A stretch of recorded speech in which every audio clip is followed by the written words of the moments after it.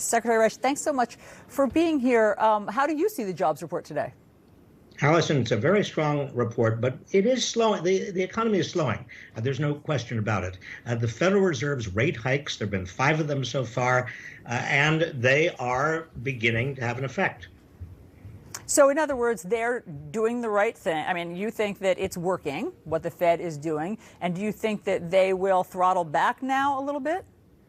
I hope so, because you see, there's a lag time between when the Fed raises interest rates and what the economy actually does.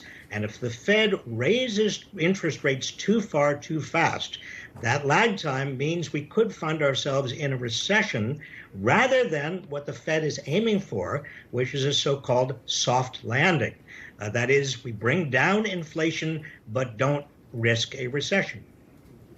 You've been on this program before, and you've been talking about how there's that going on, but there's basically sort of an untapped solution that I think is fair to say that you think that the administration should be tackling more, and that's going after these monolithic, as I think you've said, greedy corporations. How would that bring down inflation? Well, what we see, Allison, it's very difficult to tell from the jobs report because we don't really have a monthly report on profits. But the information we do have on profits shows that they are still extraordinarily high. And a lot of big corporations have been using the cover of inflation to raise prices faster and higher than their costs. And so, you know, what I've been saying, and I'm not the only one saying this, is that rather than rely solely on the Fed to raise interest rates and stop or cool the economy and hurt a lot of people along the way, we also ought to be considering other measures, such as windfall profits tax or, for example, much more antitrust enforcement. One of the reasons that these companies can raise their prices is because they have so much monopoly power.